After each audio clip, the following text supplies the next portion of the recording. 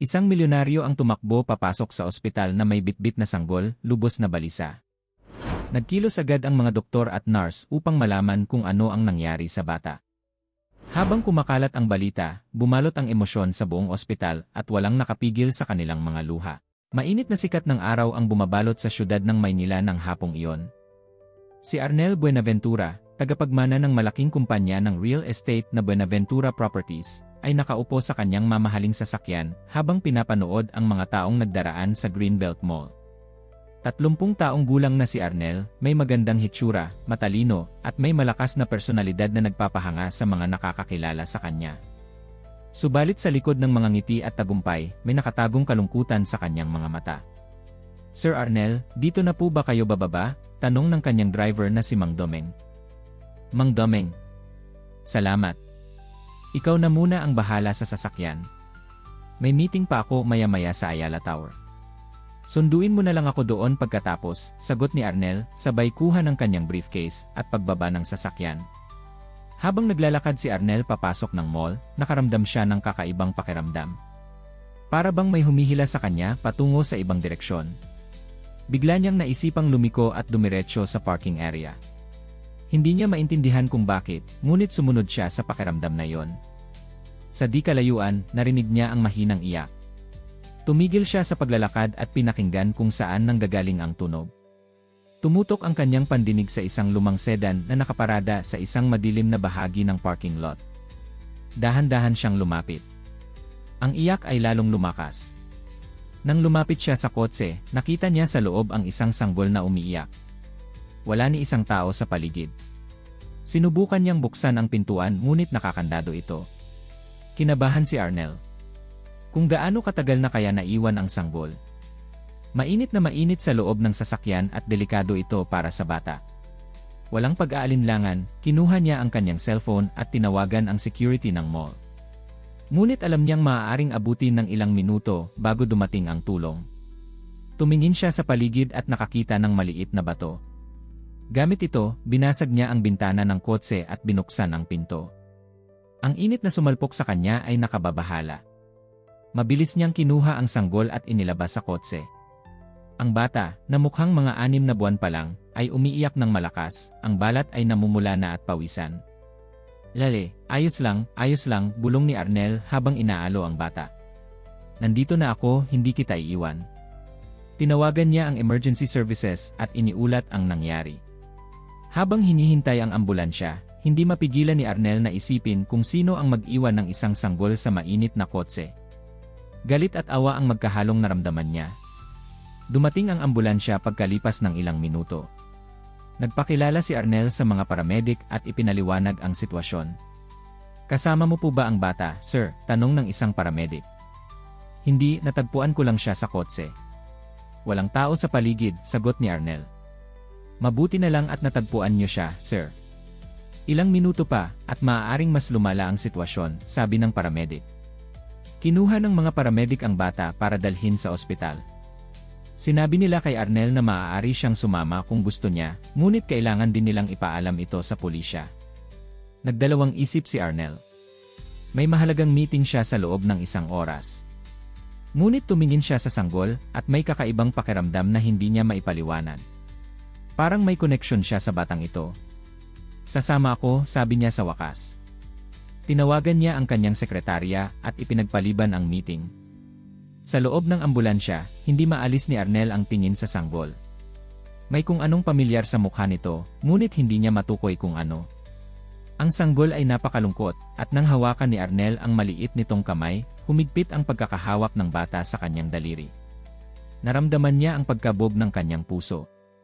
Pagdating sa ospital, mabilis na dinala ng mga doktor ang sanggol para suriin. Nanatili si Arnel sa waiting area, hindi mapakali. Pagkalipas ng 1 oras, lumapit sa kanya ang isang doktor. "Kumusta po ang bata?" tanong ni Arnel. "Maayos na po siya ngayon, sir. Dehydrated siya nang dumating dito, pero nakatanggap na siya ng mga kailangang lunas. Mabuti na lang at nahanap niyo siya agad," sagot ng doktor. "Pwede ko ba siyang makita?" tanong ni Arnel. "Opo, sumunod po kayo sa akin," sabi ng doktor. Dinala ng doktor si Arnel sa isang silid kung saan nakahiga ang sanggol, nakakabit sa mga aparato para subaybayan ang kanyang kalagayan. Lumapit si Arnel at marahang hinawakan ang kamay ng bata. Muli, humigpit ang pagkakahawak ng sanggol sa kanyang daliri. Lalaki po siya, sabi ng doktor. Mga 6 na buwan pa lang. Wala kaming makitang o anumang bagay na maaaring magpakilala kung sino siya o sino ang kanyang mga magulang. Ano ang mangyayari sa kanya? Tanong ni Arnel. Kapag wala pong mag-claim sa kanya, i-report namin siya sa Yagay at ilalagay sa foster care habang hinahanap ang kanyang pamilya, sagot ng doktor. Naramdaman ni Arnel ang paninikip ng kanyang dibdib sa naisip na yon. Foster care. Alam niya kung gaano kahirap ang buhay sa sistema ng foster care. Bago siya inampon ng mga Buenaventura noong siya ay 5 taong gulang, naranasan niya ang paglipat-lipat sa iba't ibang foster homes. Ang kawalan ng permanenteng tahanan, ang kawalan ng pagmamahal at seguridad. Hindi niya kayang isipin na ang sanggol na ito ay dadaan sa ganitong karanasan. Doktor, pwede bang alagaan ko muna siya habang hinahanap ang kanyang pamilya? Tanong ni Arnel, na kahit siya ay nagulat sa kanyang sariling tanong. Nagulat din ang doktor. Sir, kailangan po nating sundin ang mga legal na proseso. Pero maaari niyong kausapin ang social worker ng ospital tungkol dyan. Baka may paraan. Sa mga oras na sumunod, nakipag-usap si Arnel sa social worker at sa isang abogado na kanyang tinawagan.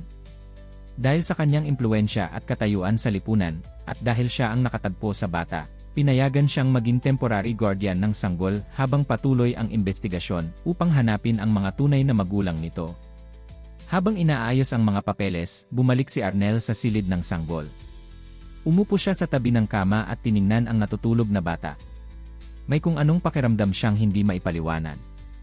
Parang matagal na niyang kilala ang batang ito, parang may koneksyon silang dalawa na lampas sa karaniwang pagkakataon. Magiging maayos ang lahat, bulong niya sa bata. Aalagaan kita. Nagulat siya nang may pumasok sa silid. Isang babaeng nasa mid-20s, payat, maliit ang tindig, pero may magandang mukha at malalim na mga matang puno ng pag-aalala. Sino ka? Tanong ni Arnel, tumayo agad para protektahan ang bata. Ako si Diana Villanueva, sagot ng babae, ang boses ay nanginginig. Ako po ang yaya ni Baby Luis. Nagtitigan ang dalawa sa loob ng ilang segundo. Si Arnel ay nakataas ang isang kilay, habang si Diana naman ay halatang kinakabahan. Ikaw ang yaya. Nasaan ang mga magulang ni Luis? Tanong ni Arnel, hindi pa rin lubusang nagtitiwala. Umiwas ng tingin si Diana. Sir, mahaba po ang kwento. Pero wala po dito ang mga magulang niya. Ako lang po ang kasama niya. At naiwan mo siya sa sasakyan. Alam mo ba kung gaano kadelikado yon? Hindi na napigilan ni Arnel ang pagkainis sa kanyang boses. Nangingilid ang luha sa mga mata ni Diana. Hindi ko po sinasadya. Na-flat tire po ang sasakyan ko at kailangan kong humingi ng tulong. Akala ko po saglit lang at nakabukas naman ang bintana ng kaunti. Pero pagkabalik ko, nakita kong nakapaligid na ang mga tao sa sasakyan at wala na si Luis. Huminga ng malalim si Arnel. May bahagi sa kanya na gusto siyang pagalitan, ngunit nakikita niya ang tunay na pag-aalala at pagsisisi sa mga mata ni Diana. Paano ko malalaman na hindi ka nagsisinungaling? May patunay ka ba na ikaw nga ang yaya niya? Tanong ni Arnel. Mabilis na binuksan ni Diana ang kanyang bag at naglabas ng isang folder. Ito po ang mga papeles ni Luis. Ang birth certificate niya, ang appointment card niya sa pediatrician, pati ang authorization letter na pinirmahan ng kanyang ina na nagpapahintulot sa akin na alagaan siya. Kinuha ni Arnel ang mga dokumento at sinuri ang mga ito. Tila lehitimo naman. Nakalagay sa birth certificate ang pangalan ng bata, Luis Marcos Villanueva. Ang apelyido ay pareho sa apelyido ni Diana. Villanueva. Kamag-anak mo siya? Tanong ni Arnel. Muling umiwas ng tingin si Diana. Pinsan ko po ang kanyang ina. Si Maricel Villanueva. At nasaan si Maricel ngayon? Bakit hindi siya ang nag-aalaga sa kanyang anak? Huminga ng malalim si Diana bago sumagot. Nasa Canada po siya. Nagtatrabaho. Ako po ang iniwanan niya para alagaan si Luis habang wala siya. May kung anong hindi tumutugma sa kwento ni Diana. Naramdaman ni Arnel na may itinatago ito, ngunit hindi niya alam kung ano. Tumingin siya kay Luis na ngayon ay payapang natutulog at pagkatapos ay muli kay Diana. Bakit kailangang iwanan ni Maricel ang kanyang anak? Hindi ba niya pwedeng dalhin sa Canada? Patuloy niyang tanong. Komplikado po ang sitwasyon, sagot ni Diana. Tourist visa lang po muna ang hawak niya. Naghahanap siya ng paraan para makakuha ng permanent residency at work permit. Kapag naayos na niya lahat, kukunin niya si Luis. Inisip ni Arnel ang sitwasyon. May mga bagay na hindi pa rin malinaw, ngunit mukhang may basehan naman ang kwento ni Diana. Ngunit may ibang bagay na bumabagabag sa kanya, ang koneksyon na naramdaman niya kay Luis. Hindi niya maintindihan, ngunit alam niyang hindi lamang ito karaniwang pagkahabag. Matagal mo na bang inaalagaan si Luis? Tanong niya. Simula noong ipinanganak siya, sir, sagot ni Diana. 6 na buwan na. At ang kanyang ama? Nasaan siya? Napalunok si Diana. Hindi ko po alam, sir. Hindi iyon sinabi sa akin ni Maricel. Tumayo si Arnel at lumapit sa bintana, nakatingin sa kalungkutan ng gabi sa labas ng ospital. May desisyon siyang dapat gawin. Ayon sa batas, dapat niyang isuko si Luis kay Diana, dahil mayroon naman itong mga dokumentong nagpapatunay na siya ang legal na tagapag-alaga ng bata. Ngunit may bahagi sa kanya na hindi mapakali, na nagsasabing may mali sa buong sitwasyon. Diana, sabi niya pagkatapos ng ilang sandali. Naiintindihan ko ang sitwasyon, pero kailangan mong maintindihan na inilagay mo sa panganib ang buhay ni Luis. Ang mga doktor at ang pulisya ay dapat na magdesisyon kung pwede mo siyang iwi. Nangingilid na ang luha sa mga mata ni Diana. Sir, nagkamali po ako at handa akong panagutan yon. Pero mahal ko po si Luis. Alagaan ko siya ng maayos, hindi na mauulit ang nangyari. Bago pa makasagot si Arnel, pumasok ang doktor kasama ang isang pulis at ang social worker ng ospital. Inelr Buenaventura, gusto naming makausap kayo tungkol sa bata, sabi ng social worker. Lumabas sila ng silid, iniwan si Diana na nakaupo sa tabi ni Luis, hawak ang maliit na kamay ng sanggol. Sa labas, ipinaliwanag ng pulis na kailangan nilang imbestigahan ang nangyari. Kahit na may mga dokumento siya na nagpapatunay na siya ang tagapag-alaga, isinasaalang-alang pa rin namin ang kapakanan ng bata. Maaaring kasuhan siya ng negligence. Ano ang mangyayari kay Luis habang iniimbestigahan ito? Tanong ni Arnel. Maaari siyang ilagay sa temporary custody ng ISRI, sagot ng social worker. Hindi, mabilis na sagot ni Arnel. Kung pwede, gusto kong alagaan muna siya. Hanggang sa maayos ang lahat. Nagkatinginan ang tatlo, nagulat sa kanyang panukala. Elmer Buenaventura, alam naming mabuti ang inyong intensyon, pero may mga proseso tayong dapat sundin, paliwanag ng social worker. Nauunawaan ko yon, sagot ni Arnel. Pero isipin niyo, ako ang nakatagpo sa kanya. May sapat akong resources para alagaan siya ng maayos. At higit sa lahat, iniiwasan natin na mailagay siya sa sistema habang hindi pa naayos ang lahat. Pagkatapos ng mahabang diskusyon, pumayag ang mga otoridad na pansamantalang ilagay si Luis sa pangangalaga ni Arnel, habang patuloy ang investigasyon sa insidente at tinitiyak ang kapakanan ng bata. Nang bumalik sila sa silid, nakita nilang nakatulog si Diana sa tabi ng kama ni Luis, hawak pa rin ang kamay ng sanggol. Nang gisingin siya ng social worker para ipaliwanag ang sitwasyon, nagulat siya. Ibig sabihin, kukunin niyo si Luis sa akin, tanong niya, ang takot ay malinaw sa kanyang boses. Pansamantala lamang, Ines Villanueva, paliwanag ng social worker. Habang iniimbestigahan namin ang insidente at tinitiyak na ligtas ang bata sa iyong pangangalaga. Pero kailangan niya ako, protesta ni Diana. Ako lang ang kilala niya. Ines Villanueva, singit ni Arnel. Hindi ko intensyon na ihiwalay kayo ng tuluyan. Gusto ko lang masiguro na ligtas si Luis. Tumingin si Diana kay Arnel, ang kanyang mga mata ay puno ng hindi mabasang emosyon. Bakit mo ito ginagawa? Bakit ka ba interesado kay Luis? Natigilan si Arnel sa tanong. Hindi niya rin alam kung bakit. Hindi ko alam, sabi niya sa wakas, ang katapatan ay malinaw sa kanyang boses. Pero naramdaman ko na kailangan kong protektahan siya. Matapos ang ilang sandali ng katahimikan, tumingin si Diana sa social worker. Pwede ba akong magpaalam kay Luis? Kahit saglit lang. Tumango ang social worker. Tumingin si Diana kay Luis, hinahaplos ang maliit na mukha ng sanggol. Babalik ako, Luis. Pangako. Hindi kita iiwan. Lumapit siya kay Arnel. Pakialagaan mo siya ng mabuti. May allergy siya sa gatas ng baka, kaya kailangan ng special formula. Gusto niya ring mayakap ang kanyang stuffed penguin bago matulog. Nakikinig si Arnel sa mga detalyadong bilin ni Diana at naramdaman niya ang totoong pagmamahal nito sa bata. Nagpasya siyang bigyan siya ng reassurance. Diana, ibibigay ko ang numero ko sa iyo. Pwede mong tawagan anumang oras para malaman kung kumusta si Luis. At kapag naayos na ang lahat, may babalik siya sa iyo. Nagpasalamat si Diana, bagaman halatang hindi pa rin siya komportable sa sitwasyon. Bago umalis si Diana, kinuha niya ang kamay ni Arnel. Enr Buenaventura, may gusto akong sabihin sa iyo, sabi niya, ang boses ay halos bulong. Tungkol kay Luis. May bagay kang dapat malaman. Ngunit bago pa makapagsalita si Diana, dumating ang nurse para sabihin na kailangan nang ilipat si Luis sa pediatric ward. Nang tumingin muli si Arnel kay Diana para ipagpatuloy ang kanilang usapan, nakita niyang nakaalis na ito, iniwan ang isang maliit na papel na may nakasulat na address at numero. Kinuha ni Arnel ang papel at inilagay sa kanyang bulsa, ang kanyang isipan ay puno ng mga tanong. Ano ang nais sabihin ni Diana? Bakit pakiramdam niya na may malaking lihim na nakatago sa likod ng mga matang iyon? Habang pinapanood niyang inihahanda si Luis para ilipat, hindi niya maiwasang isipin na baka ito ang simula ng isang landas na magbabago sa kanyang buhay magpakailanman. Kinabukasan, maagang nagising si Arnel sa kanyang malaking bahay sa Forbes Park. Sa unang pagkakataon sa maraming taon, hindi agad ang trabaho ang pumasok sa kanyang isipan.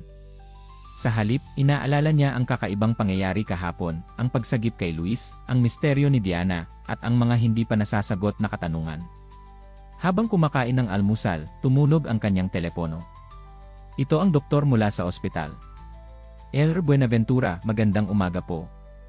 Gusto ko lang pong ipaalam na maari na pong palabasin si Luis mamaya. Naaprubahan na po ng social worker ang inyong pansamantalang pag-aalaga sa kanya. Salamat, Dulcie. Darating ako mamayang tanghali, sagot ni Arnel.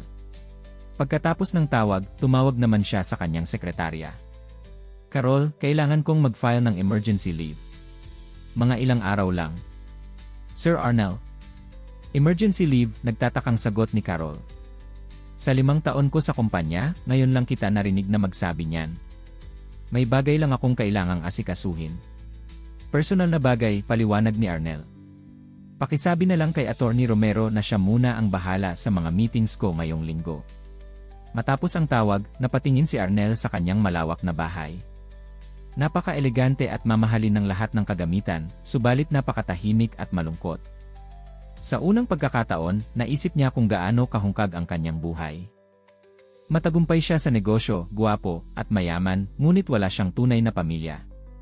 Ang kanyang mga magulang, ang mga Buenaventura na umampon sa kanya, ay matagal nang namayapa sa isang aksidente noong siya ay nasa kolehiyo pa lamang. Wala siyang kapatid, at kahit na marami siyang naging relasyon, wala ni isa ang nagtagal. Napailing siya at nag-umpisa ng maghanda. Tumawag siya sa kanyang family driver na si Mang Domeng. Mang Domeng, kailangan nating pumunta sa baby store pagkatapos nating sunduin si Luis sa ospital. Bibili tayo ng crib, stroller, mga damit, at iba pang kakailanganin ng sanggol. Opo, Sir Arnel. Sanggol po. Sino po si Luis? Nagtatakang tanong ni Mang Domeng. Napangiti si Arnel. Mahaba ang kwento, Mang Domeng. Ikukwento ko sa iyo mamaya. Pagdating sa ospital, nakita ni Arnel si Luis na nakahiga sa isang bassinet, gising at tila nakangiti sa kanya. Inilapit ng nurse ang bata sa kanya. Mukhang kilala ka na niya, sir, napangiting sabi ng nurse. Kinuha ni Arnel si Luis sa kanyang mga bisig, at nakadama ng kakaibang init sa kanyang puso. Nakatingin sa kanya ang mga mata ng sanggol, at parang nauunawaan siya nito. Hello, Luis. Ako si Arnel. Sasamahan kita sandali, hanggang sa makabalik si Diana sa'yo, okay? Matapos asikasuhin ang mga papeles at tumanggap ng mga huling bilin mula sa doktor at social worker, umalis na sila ng ospital. Ginugol nila ang natitirang bahagi ng araw sa pagbili ng mga kakailanganin ni Luis, mula sa crib hanggang sa mga damit, lampin, gatas, at laruan. Sir Arnel, para po kayong tatay na naghahandang iwi ang kanyang unang anak, biro ni Mang Domeng habang nagkakarga sila ng mga pinamili sa sasakyan. Hindi sumagot si Arnel, ngunit napangiti siya sa komentong iyon. Ganoon na ang pakiramdam. Para siyang isang bagong ama, sabik na alagaan ang kanyang sanggol. Pagdating sa bahay, natanto ni Arnel na wala siyang katulong na maaaring tumulong sa pag-aalaga kay Luis. Ang kanyang dating kasambahay ay nag-resign ilang linggo na ang nakalipas, at hindi pa siya nakakahanap ng kapalit. Napangiti siya sa naisip. Mukhang tayo-tayo lang muna, Luis, sabi niya sa bata habang inilalagay ito sa bagong crib sa guest room na malapit sa kanyang silid. Pero huwag kang mag-alala, matuto akong mag-alaga sa'yo. Sa mga sumunod na araw, natuklasan ni Arnel ang mga hamon at kagalakan ng pag-aalaga sa isang sanggol. Nagpupuyat siya sa gabi kapag umiiyak si Luis, natututo siyang magpalit ng lampin, na hindi naging madali sa simula, naghahanda ng gatas, at nagpapakain. Kahit napagod, hindi niya maiwasang maramdaman ang kasiyahan sa tuwing ngumingiti si Luis sa kanya, o kapag nakikita niyang nakakatulog ang sanggol sa kanyang mga bisig. Isang gabi, habang hawak si Luis, nag-flashback sa isipan ni Arnel ang kanyang sariling kabataan. Ang kanyang unang 5 taon na puno ng kalungkutan at kawalan, bago siya inampon ng mga Buenaventura. Hindi niya lubos na nakilala ang kanyang tunay na mga magulang, at ang kaunting alaala na mayroon siya ay pawang malabong mga imahe lamang. Hindi ko hahayaang maranasan mo ang ganoon, Luis, bulong niya sa natutulog na sanggol. Habang nasa akin ka, aalagaan kita ng buong puso. Sa ikatlong araw ni Luis sa bahay ni Arnel, tumunog ang doorbell. Nang buksan ni Arnel ang pinto, nagulat siya nang makita si Diana na nakatayo roon, may dalang bag. Diana. Anong ginagawa mo dito? Tanong niya. Gusto ko lang pong malaman kung kumusta na si Luis, sagot niya, halatang kinakabahan. Sinubukan kong tawagan kayo pero laging busy ang linya nyo. Napatingin si Arnel sa kanyang telepono at napansin na may ilang missed calls na. Pasensya na, naging abala ako sa pag-aalaga kay Luis. Pero pasok ka, nasa loob siya. Pumasok si Diana at agad na nagtungo sa living room kung saan nakahiga si Luis sa kanyang baby bouncer. Nang makita ni Luis si Diana, napangiti ito at nag-umpisa ng igalaw ang kanyang mga kamay at paa sa tuwa. Luis, namimiss mo ba ako? Sabi ni Diana habang kinukuha ang sanggol at niyayakap. Miss na miss din kita. Naramdaman ni Arnel ang kakaibang emosyon habang pinapanood ang dalawa, isang halong tuwa na makita si Luis na masaya, at isang hindi maipaliwanag na lungkot sa naisip na balang araw ay kailangan niyang ibalik ang bata kay Diana. Kumusta na ang investigasyon? Tanong ni Arnel habang nag-aalok ng inumin kay Diana. Okay naman po. Nakipag-usap na ako sa pulis at sa social worker. Naipaliwanag ko na ang nangyari at mukhang naintindihan naman nila. Hinihintay na lang namin ang desisyon kung kailan ko maaaring kunin muli si Luis. Tumigil siya at tumingin ng diretsyo kay Arnel. At gusto ko rin pong humingi ng tawad sa inyo. Dahil sa akin, napagod kayo sa pag-aalaga kay Luis. Umiling si Arnel. Wala yon, Diana. Sa totoo lang, nagustuhan ko ang pag-aalaga kay Luis. May nakakapanatag sa presensya niya. Napansin ko po. Mukhang komportable siya sa inyo. Hindi siya ganyan kakomportable sa ibang tao maliban sa akin at ti. At? Wala po, mabilis na sagot ni Diana. Salamat po sa pag-aalaga sa kanya. May gusto sanang itanong si Arnel, ngunit pinigilan niya ang sarili. Sa halip, nag-offer siyang maghanda ng hapunan para sa kanilang tatlo. Habang naghahanda siya sa kusina, pinagmasdan niya si Diana na kausap si Luis. Mayroong likas na koneksyon sa kanilang dalawa, isang bonding na tila lampas sa simpleng relasyon ng yaya at alaga. Sa hapunan, pinag-usapan nila ang tungkol kay Luis, ang kanyang mga paboritong laruan, ang mga oras ng kanyang pagtulog, ang mga kanta na gusto niyang marinig bago matulog. Napansin ni Arnel na kahit nabuka si Diana sa pagbabahagi ng mga bagay tungkol kay Luis, umiiwas siya sa mga tanong tungkol sa kanyang sarili o sa tunay na magulang ni Luis. Diana, natatandaan mo ba yung sinabi mo sa akin sa ospital? Na may bagay akong dapat malaman tungkol kay Luis? Tanong ni Arnel sa wakas. Namutla si Diana at umiwas ng tingin. Sir Arnel, maraming bagay sa mundo na mas mahusay na manatiling lihim. Minsan, ang hindi pagkakaalam ay nagbibigay ng proteksyon. Proteksyon kanino? Kay Luis? Sa akin. O sa'yo? Tanong ni Arnel, ang kanyang tono ay malumanay ngunit naghahanap ng katotohanan. Sa lahat po, sagot ni Diana, ang kanyang boses ay halos hindi marinig. May mga sitwasyon na napakakomplikado para maipaliwanag. At may mga tao na masasaktan kapag nalaman ang katotohanan. Bago pa makasagot si Arnel, umiyak si Luis na tila nakaramdam ng tensyon sa pagitan ng dalawang adults. Mabilis na kinuha ni Diana ang bata at inalo ito. "Huwag kang mag-alala, Luis," bulong niya. "Hindi ko hahayaang masaktan ka ng kahit sino." Habang pinapanood sila ni Arnel, hindi niya maiwasang maramdaman na may malalim na lihim na nakatago sa likod ng mga mata ni Diana, isang lihim na maaaring magbago sa lahat ng bagay na alam niya tungkol kay Luis, kay Diana, at posible, sa kanyang sarili. Lumipas ang ilang araw, at patuloy na dumalas ang pagbisita ni Diana sa bahay ni Arnel. Tuwing hapon, pagkatapos ng kanyang trabaho bilang part-time na cashier sa isang tindahan sa Makati, dumaraan siya para bisitahin si Luis. Si Arnel, sa kabilang banda, ay nagsimulang mag-work from home para makapiling ang sanggol. Nagtataka pa rin ang kanyang mga kasamahan sa kumpanya sa biglaang pagbabago ng kanyang estilo ng pamumuhay. "Sir Arnel, may 20 email na naghihintay ng inyong tugon," sabi ni Carol sa telepono habang nagpapakain si Arnel kay Luis. "Carol, pakisabi kay Attorney Romero na siya muna ang bahala. Ipaprioritize ko lang ang mga urgent matters pagkatapos kong pakainin si Luis," sagot niya habang pinapanood ang masayang pagkain ng sanggol. "Sir, hindi ko po maintindihan," sagot ni Carol, ang pagkalito ay malinaw sa kanyang boses. "Dati po, hindi niyo nilalampasan kahit isang email. Ngayon, para bang ibang tao na kayo?" Napangiti si Arnel. "Baka nga, Carol. Baka nga ibang tao na ako." Pagkatapos ng tawag, naisip ni Arnel kung gaano nga ba siya nagbago sa loob lamang ng isang linggo. Siya, na dating workaholic at perfectionist, ay ngayon ay nakukontento sa pag-aalaga sa isang sanggol, sa panonood ng Netflix habang si Luis ay natutulog sa kanyang dibdib, at sa paghihintay sa pagdating ni Diana tuwing hapon. Sa pagdating ni Diana noong araw na yon, may dalang bagong laruan para kay Luis. "Nakita ko ito sa kanina, alam kong magugustuhan niya," sabi niya habang ipinakikita ang isang makulay na stuffed toy. "Salamat, Diana," sagot ni Arnel. "Sigurado akong magugustuhan nga niya yan." Habang pinapanood si Luis na naglalaro sa bagong laruan, napansin ni Arnel na tahimik si Diana. "May problema ba?" tanong niya. Bumuntong hininga si Diana. "Nakausap ko po ang social worker kahapon.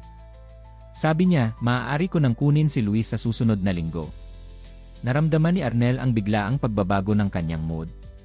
"Ah, ganoon ba? Mabuti yon," sabi niya, sinusubukang itago ang kanyang disappointment. Makakabalik na siya sa kanyang normal na routine. "Opo," sagot ni Diana, ang kanyang boses ay mahinang-mahina. "Dapat po akong matuwa, hindi ba? Pero hindi ko maiwasang mag-alala." "Bakit naman?" tanong ni Arnel, naguguluhan. "Dahil po nahihirapan ako sa financial aspect.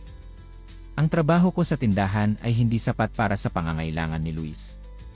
Dati, may allowance na binibigay si tanong ni Arnel nang hindi ituloy ni Diana ang kanyang sinasabi. "Wala po. Ang ibig kong sabihin, dati may extra income ako. Pero ngayon, mahihirapan ako. Paano kung hindi ko maibigay kay Luis ang lahat ng kanyang pangangailangan?" Nakita ni Arnel ang tunay na pag-aalala sa mga mata ni Diana. Sa kabila ng kanyang sariling mixed emotions tungkol sa pagbabalik ni Luis kay Diana, naramdaman niya ang pagnanais na tumulong. "Diana, kung kailangan mo ng tulong, sabihin mo lang. Maaari kitang tulungan na humanap ng mas magandang trabaho, o kahit nabigyan kita ng allowance para kay Luis." Tumingin sa kanya si Diana, ang kanyang mga mata ay puno ng pagkabigla at gratitude. "Hindi po kayo nagbibiro?" "Hindi, Diana. Nasanay na ako kay Luis at gusto ko siyang makitang lumalaki ng maayos. Kahit hindi na siya sa akin nakatira, gusto ko pa ring maging parte ng kanyang buhay." Naramdaman ni Arnel ang init sa kanyang mga pisngi habang sinasabi ang mga salitang iyon. Hindi niya alam kung saan nanggagaling ang ganitong klase ng pagmamalasakit para sa isang sanggol na halos isang linggo pa lang niyang kilala. Subalit hindi niya maitanggi ang koneksyon na naramdaman niya kay Luis mula pa noong una niyang nakita ang bata.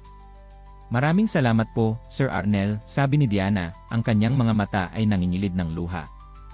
"Hindi niyo alam kung gaano kalaking tulong yan para sa amin ni Luis."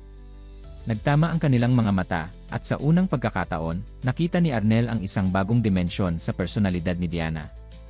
Hindi lamang siya ang simpleng yaya na nagmamahal kay Luis, siya ay isang babaeng may malalim na pagpapahalaga sa responsibilidad at sakripisyo.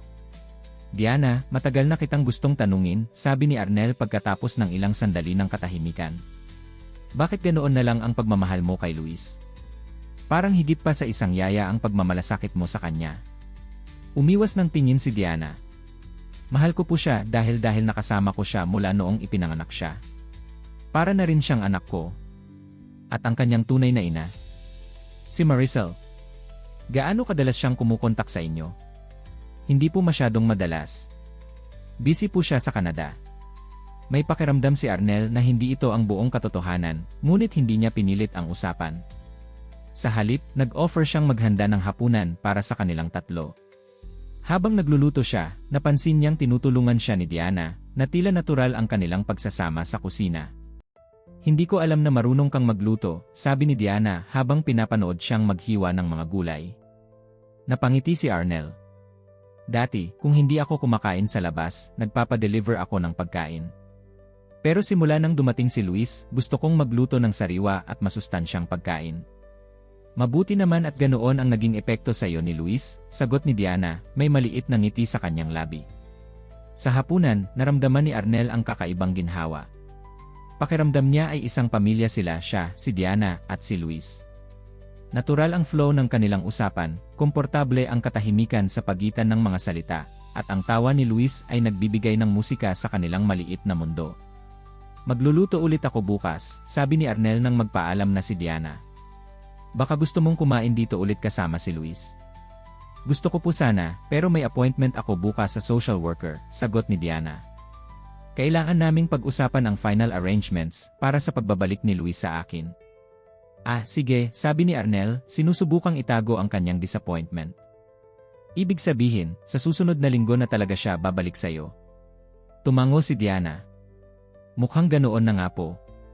Pero sabi ng social worker, pwede kayong magkaroon ng visitation rights, kung gusto ninyo. Gusto ko yon, mabilis na sagot ni Arnel. Bago umalis si Diana, hinawakan niya ang kamay ni Arnel. Sir Arnel, gusto ko pong magpasalamat. Hindi lamang para sa pag-aalaga kay Luis, kundi pati na rin sa pag-unawa ninyo sa sitwasyon ko. Maraming mayamang tao ang titingnan ako ng mababa dahil sa aking katayuan sa buhay, pero kayo iba kayo.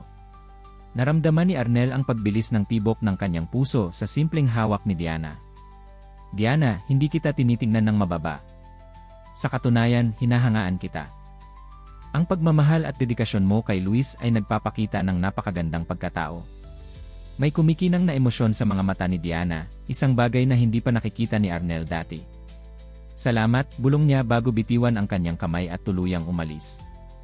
Nang gabing iyon, habang pinapanood si Luis na natutulog sa kanyang crib, naisip ni Arnel ang mga pangyayari ng nakalipas na linggo. Paano nagbago ang kanyang buhay ng ganoon kabilis? Paano nakapasok sa kanyang mundo ang isang sanggol at isang simpleng babae, at nabago ang lahat ng bagay na dating mahalaga sa kanya? Ngunit alam niya sa kanyang puso na hindi niya pagsisisihan ang pagpapasok sa kanilang dalawa sa kanyang buhay. Si Luis ay nagbigay sa kanya ng layunin na higit pa sa trabaho at pera. At si Diana ay nagpapaalala sa kanya ng isang bagay na matagal nang nawala sa kanyang buhay, ang tunay na koneksyon sa ibang tao. Alam mo ba, Luis, bulong niya sa natutulog na sanggol, nagsisimula akong mag-isip kung paano mabubuo ang isang pamilya. Isang tunay na pamilya. Hindi ko alam kung posible pero gusto kong subukan. Sa kanyang isipan, nakikita niya ang larawan, siya, si Luis, at si Diana, nakatayo sa labas ng isang magandang bahay, nagkakasiyahan at nagmamahalan. Isang pangarap na, hanggang kamakailan, hindi niya inisip na maaaring mangyari. Ngunit ngayon, sa unang pagkakataon, naramdaman niya ang pagsilip ng pag-asa sa kanyang puso. Dumating ang Sabado, 2 araw bago ang nakatakdang pagbabalik ni Luis kay Diana. Pinagpasyahan ni Arnel na gawing espesyal ang weekend para kay Luis. Inimbitahan niya si Diana para sumama sa kanila sa isang picnic sa Rizal Park. Hindi mo kailangang gawin ito, Sir Arnel, sabi ni Diana habang tinutulungan siyang mag-impact ng mga kailangan para sa picnic. Gusto ko ito, Diana, sagot ni Arnel habang nilalagay sa basket ang mga sandwich na inihanda niya. Saka gusto kong makagawa ng maraming alaala kasama si Luis bago siya umalis. Napatingin si Diana kay Arnel, at nakita niya ang tunay na pagmamalasakit sa mga mata nito para sa sanggol. Napamahal ka na talaga kay Luis, no? Sagot ni Arnel, walang pag-aalinlangan. Hindi ko alam kung bakit, pero parang may koneksyon kami mula pa noong una ko siyang nakita. Parang kilala ko na siya bago pa man kami nagkita. Naramdaman ni Diana ang paninikip ng kanyang dibdib. Sir Arnel, may gusto sana akong sabihin sa'yo. Ano yon? Tanong ni Arnel, napansin ang tensyon sa boses ni Diana. Ngunit bago pa siya makapagsalita, umiyak si Luis sa kanyang baby carrier. Mabilis na lumapit si Diana sa sanggol. Later na lang po. Mag-enjoy muna tayo sa picnic. Pagdating nila sa Rizal Park, naghanap sila ng magandang spot sa ilalim ng isang malaking puno. Nilatag ni Arnel ang kanilang picnic blanket habang kinuha ni Diana si Luis mula sa carrier. Ang ganda ng araw, sabi ni Diana, tumingin sa kalangitan. Parang sinasabi sa atin na dapat maging masaya tayo ngayon. Napangiti si Arnel. Alam mo, Diana, isa yan sa mga bagay na gusto ko sa'yo. Lagi kang nakakakita ng positibo sa mga bagay-bagay. Namula si Diana sa papuri. Kailangan ko lang po maging matatag para kay Luis. Habang kumakain sila at nagtatampisaw sa init ng araw, pinanood ni Arnel kung paano interakyunan ni Diana si Luis, kung paano niya itinataas ang bata para makakita ng mga ibon, kung paano niya kinakantahan ng mga awiting pambata, kung paano niya pinapanatag ang sanggol kapag ito ay nagiging malikot. May kakaibang ginhawa at ligaya sa eksena, isang imahe ng perpektong pamilya na hindi kailanman naranasan ni Arnel. Diana, sabi niya habang nakapatong si Luis sa kanyang kandungan, natutulog pagkatapos ng mahimbing na pagkain. Ano ang plano mo para sa hinaharap? Para sa'yo at kay Luis? Napabuntong hininga si Diana. Sa totoo lang, Sir Arnel, wala akong definite plans. Ang kailangan ko lang ay makapagbigay ng maayos na buhay para kay Luis. Gusto kong makapagtapos siya ng pag-aaral, gusto kong mabigyan siya ng oportunidad na hindi ko nakuha. At si Maricel? Kailan siya babalik mula sa Canada? Umiwas ng tingin si Diana. Hindi ko po alam. Sa totoo lang, hindi kami gaanong nag-uusap. Naisip ko lang, patuloy ni Arnel, kung gusto mo, maaari kitang tulungan na makahanap ng trabaho sa kumpanya namin. May posisyon sa administrative department na angkop sa skills mo. Mas malaki ang sweldo, may benefits, at flexible hours para makapag-alaga ka pa rin kay Luis. Namangha si Diana sa alok. Seryoso ka ba? Tumango si Arnel.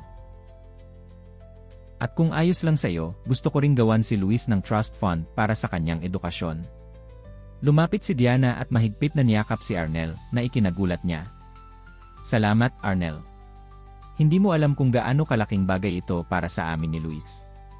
Sa kanilang yakap, naramdaman ni Arnel ang mabilis na pagtibok ng puso ni Diana, ang kanyang mabangong buhok, at ang init ng kanyang katawan. Nang humiwalay sila, nakita niya ang mga luhang nagbabadya sa mga mata ni Diana. Bakit ka umiiyak? Tanong niya, habang marahang pinupunasan ang pisngi ni Diana. Kasi sobrang buti mo sa amin ni Luis.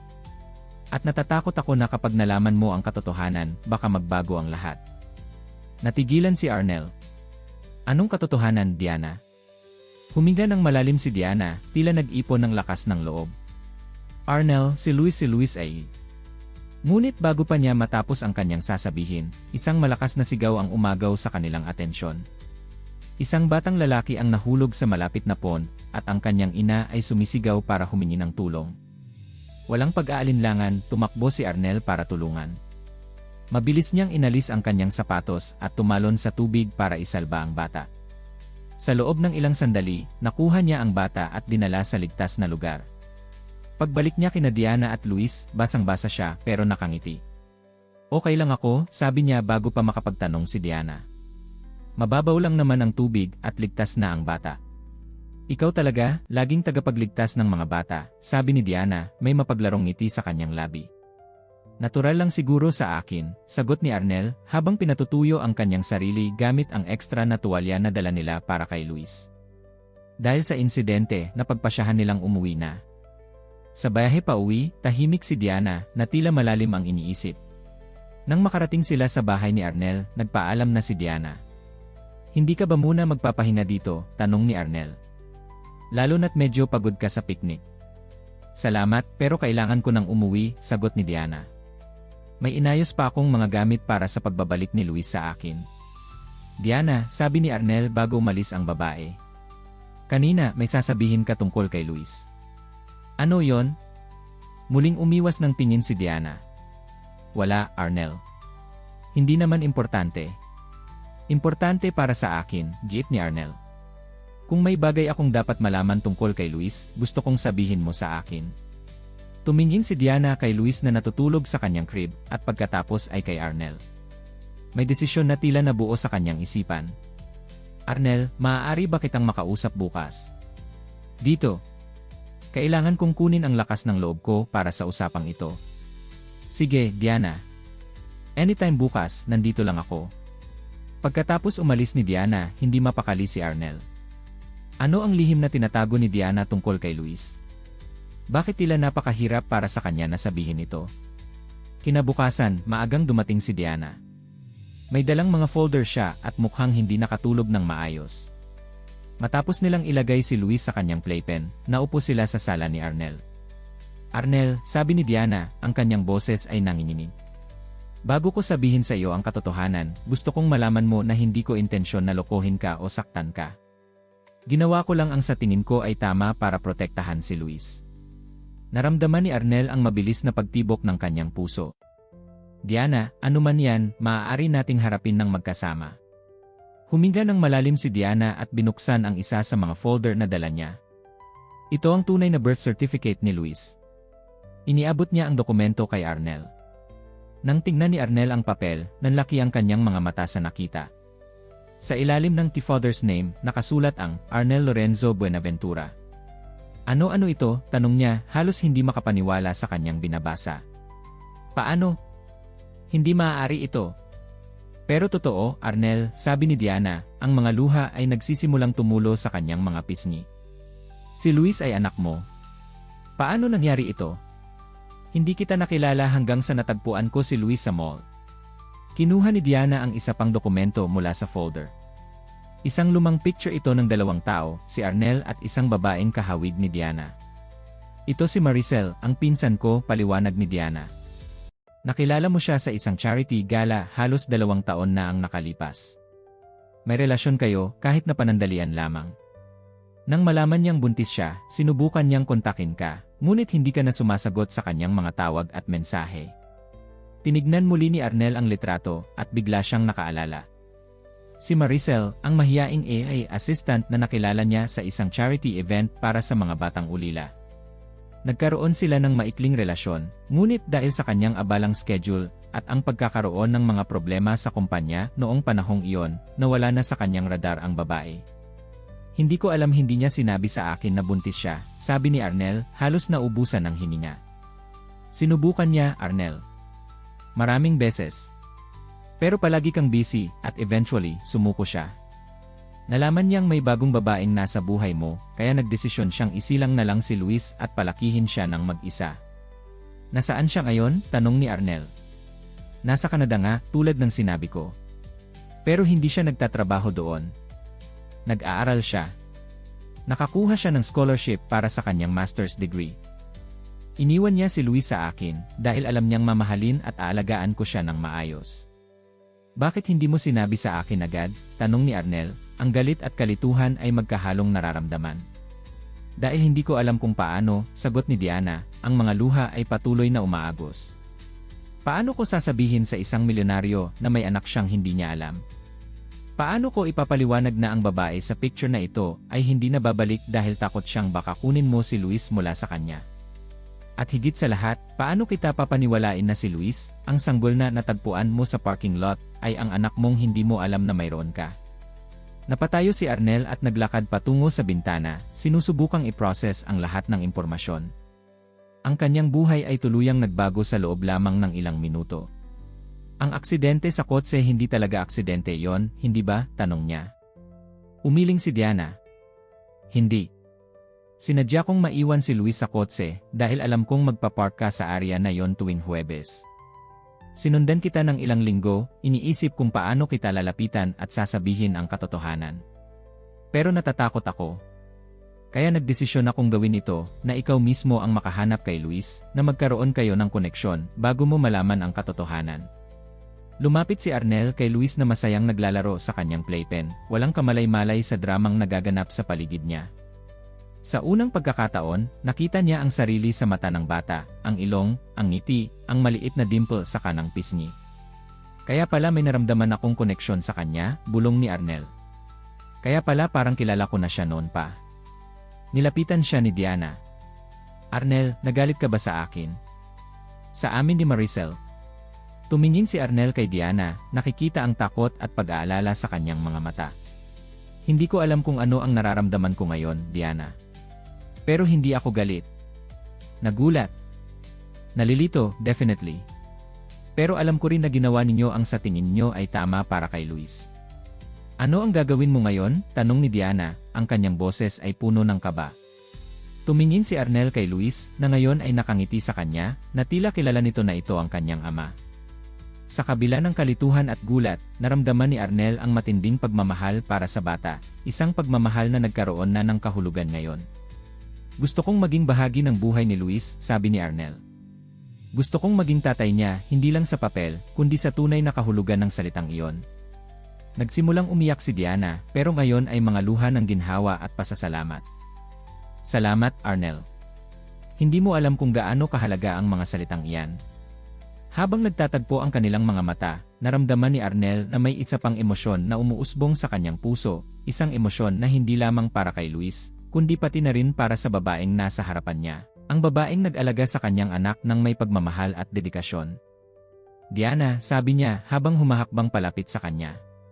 May gusto pa akong sabihin sa iyo. Tahimik na nakatayo si Diana, ang kanyang puso ay mabilis na tumitibok habang hinihintay ang susunod na sasabihin ni Arnel. Nakita niya ang pagbabago sa mga mata ng lalaki, isang bagong uri ng pagmamahal na hindi lamang nakalaan para kay Luis, ngunit tila umabot na rin hanggang sa kanya. Diana, patuloy ni Arnel, sa maikling panahon na nakilala kita, nakita ko kung gaano mo kamahal si Luis. Ang pagmamalasakit at dedikasyon mo sa kanya ay nagpapakita ng napakagandang puso mo. At sa mga araw na nakasama ko kayo, napagtanto kong hindi ko na kayang ma-imagine ang aking buhay na wala kayo. Nanginginig ang mga kamay ni Diana. Ano ang sinasabi mo, Arnel? Ang sinasabi ko, sagot ni Arnel, hawak na ngayon ang kanyang mga kamay, ay gusto kong subukan natin ito. Tayo. Bilang isang tunay na pamilya para kay Luis. Hindi ko sinasabing alam ko na ang lahat ng sagot, o na magiging madali ito, pero gusto kong subukan natin. Hindi mapigilan ni Diana ang pagluha. Pero Arnel, simpleng babae lang ako. Walang pinag-aralan, walang achievements na maihahambing sa'yo. Ang mundo mo at ang mundo ko ay napakalayo sa isa't isa. Ang mga mundo ay maaaring magtagpo, Diana, sabi ni Arnel, hinawakan ang kanyang mukha. At ang pinakamahalagang bagay para sa akin ngayon ay ikaw, si Luis, at ang posibilidad na maging isang tunay na pamilya. Bago pa makapagsalita si Diana, umiyak si Luis mula sa kanyang playpen, na tila nararamdaman ang emosyonal na sandaling nagaganap. Sabay nilang nilapitan ang bata. Kinuha ni Arnel si Luis at iniabot sa mga bisig ni Diana. Tignan mo siya, Diana, sabi ni Arnel. Nagmana siya ng iyong kagandahang loob at kabaitan. Sa tuwing nakikita kong magkasama kayo, nararamdaman ko ang tunay na kahulugan ng pagmamahal at pamilya. Humagulgol si Diana na hindi na mapigilan ang kanyang damdamin. Hindi ko inexpect na ganito ang mangyayari. Takot ako na baka kunin mo si Luis mula sa akin, na baka magalit ka sa amin ni Maricel. Sa simula, baka nagalit niya ako, pag-amin ni Arnel. Pero paano ako magagalit sa taong nagbigay ng pagmamahal at pag-aalaga sa anak ko na hindi ko nagawa? Maricel made a mistake in not telling me, but ikaw ang nagbigay kay Luis ng pagmamahal na hindi ko naibigay. Pero paano si Maricel? Tanong ni Diana. Kailangan kong sabihin sa kanya ang tungkol dito. Naman, sagot ni Arnel. At gusto kong malaman niya na hindi ko kukunin si Luis mula sa kanya. Pag-usapan natin kung paano natin ito gagawin ng tama para sa lahat, lalo na para kay Luis. Nagkatinginan sila, at sa kanilang mga mata ay ang pagpapatibay ng isang pangako na gagawin nila ang lahat para sa kapakanan ni Luis, para sa bagong pamilyang kanilang binubuo. Ilang linggo ang lumipas. Sa isang maaliwalas na araw ng linggo, nasa hardin ng bahay ni Arnel ang tatlo, si Arnel, si Diana, at si Luis. Ang sanggol ay naglalaro sa isang kiddie pool habang pinapanood siya ng dalawang adulto. Nakausap mo na ba ulit si Maricel? Tanong ni Arnel habang naglalagay ng sunscreen sa mga binti ni Luis. Tumango si Diana. Nagulat siya sa una, pero pagkatapos ng ating video call kasama siya, naintindihan niya. Nagpapasalamat siya na hindi mo siya sinisisi at na handa kang maging parte ng buhay ni Luis nang hindi kinukuha ang karapatan niya bilang ina. Kailan siya uwi? Tanong ni Arnel. Sa susunod na buwan para sa kanyang semestral break. Excited siyang makita kang muli at makita kung gaano nakalaki si Luis. Tumango si Arnel, nasisiyahan na naayos na ang lahat. Sa nakalipas na mga linggo, maraming bagay ang nagbago. Si Diana at si Luis ay lumipat na sa bahay ni Arnel, bagaman si Diana ay nananatili sa isang separate room dahil gusto nilang dahan-dahanin ang kanilang relasyon para sa kapakanan ni Luis. Nagsimula na rin si Diana sa kanyang bagong trabaho sa Administrative Department ng Buenaventura Properties. Sa simula, kinakabahan siya at nahihirapang makibagay, ngunit sa tulong at suporta ni Arnel, unti-unti siyang natututo at naging confident sa kanyang mga kakayahan. Alam mo, sabi ni Diana habang tinutulungan si Luis na magpaligo sa maliit na pool, hindi pa rin ako makapaniwala sa lahat ng ito. Para bang isang panaginip? Ngumiti si Arnel. Hindi ito panaginip, Diana. Ito ang realidad, ang bagong realidad na binuo natin para kay Luis at para sa ating sarili. Naramdaman ni Diana ang paghigpit ng hawak ni Arnel sa kanyang kamay at naintindihan niya ang mensahe. Sa unang pagkakataon sa kanyang buhay, naramdaman niyang kumpleto siya, na sa wakas, mayroon siyang sariling pamilya, isang lugar kung saan siya kabilang. Diana, sabi ni Arnel, biglang naging seryoso. May gusto akong sabihin sa'yo. Ano yon? Tanong niya, napansin ang pagbabago ng kanyang tono. Alam kong mabilis ang mga pangyayari, at sinabi ko na gusto kong dahan-dahanin natin ito. Pero sa mga linggong nakasama kita at si Luis, natitiyak ko na ang nararamdaman ko. Hinawakan ni Arnel ang dalawang kamay ni Diana at tumingin ng diretsyo sa kanyang mga mata. Diana Villanueva, mahal kita. Hindi dahil ikaw ang nag-aalaga kay Luis, o dahil nasa iyo ang koneksyon sa kanyang ina. Mahal kita dahil sa kung sino ka, ang matatag, mapagmahal, at dedikadong babae na nakilala ko. Naluha si Diana, hindi makapaniwala sa kanyang naririnig. Arnel, mahal din kita. Pero takot ako. Takot ako na baka isang araw, magtaka ka kung bakit mo pinili ang simpleng babae tulad ko. Diana, sabi ni Arnel, wala akong pakialam sa iyong background o edukasyon. Ang mahalaga sa akin ay ang puso mo, ang paraan kung paano mo minamahal si Luis, at ang paraan kung paano mo ako tinanggap sa inyong buhay. Tumingala si Diana at nakita ang sinseridad sa mga mata ni Arnel. Alam niyang totoo ang kanyang sinasabi. At isa pa, patuloy ni Arnel, mayroon akong proposal para sa iyo. Proposal? Tanong ni Diana, bigla siyang kinabahan. Hindi pa yung klaseng proposal na iniisip mo, natatawang sabi ni Arnel. Bagaman darating din tayo dyan sa tamang panahon. Ang proposal ko ay ito, gusto kong tulungan kitang makapagtapos ng pag-aaral. Nagulat si Diana. Ano? Napansin ko kung gaano ka kasipag matuto sa iyong bagong trabaho, paliwanag ni Arnel. At nakita ko rin ang iyong interes sa business management. Kung gusto mo, maaari kitang tulungan na makapag-enroll sa college para makakuha ka ng degree. Walang masabi si Diana sa tuwa at pasasalamat. Sa wakas, ang pangarap niyang makapagtapos ng pag-aaral ay maaaring magkatotoo. Arnel, hindi ko alam kung paano magpapasalamat, sabi niya, ang mga luha ng kaligayahan ay umaagos sa kanyang mga pisngi. Walang anuman ito, Diana. Gusto kong suportahan ka sa iyong mga pangarap, tulad ng pagsuporta mo sa akin at kay Luis. Nagkayakap silang dalawa, ang kanilang puso ay puno ng pag-asa para sa hinaharap. Sa di kalayuan, si Luis ay masayang naglalaro sa tubig, walang kamalay-malay sa mga mahahalagang desisyon na ginagawa para sa kanyang kinabukasan. Ilang buwan ang lumipas, at dumating na ang araw na hinihintay nila, ang pagbabalik ni Maricel mula sa Canada.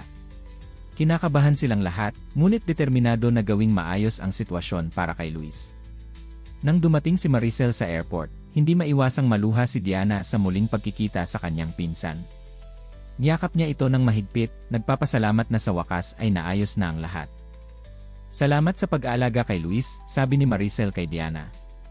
At salamat sa pagbibigay sa kanya ng kumpletong pamilya. Tumingin siya kay Arnel, na hawak si Luis sa kanyang mga bisig. At salamat sa iyo, Arnel, sa pagbibigay ng pangalawang pagkakataon. Walang dapat ipagpasalamat, Maricel, sagot ni Arnel. Ang mahalaga ay narito tayo ngayon, at gagawin natin ang lahat para kay Luis.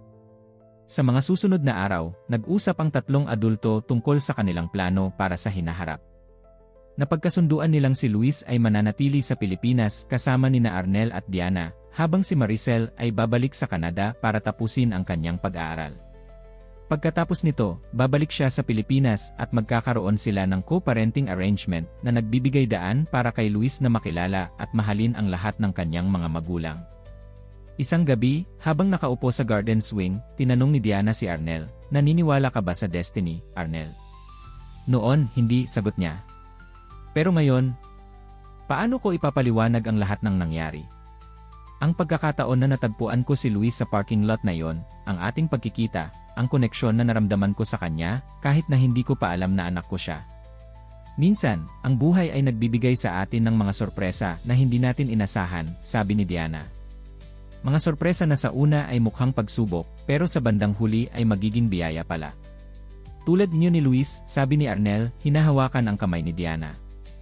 Ang pinakamahalagang sorpresa sa buhay ko. Nagkatinginan sila, at sa kanilang mga mata ay ang pangako ng isang hinaharap na puno ng pagmamahal, pagtitiwala, at pagmamalasakit, hindi lamang para sa kanilang sarili, kundi lalo na para kay Luis. Ang maliit na bata na nagbigay sa kanila ng pagkakataon na matuklasan ang tunay na kahulugan ng pamilya.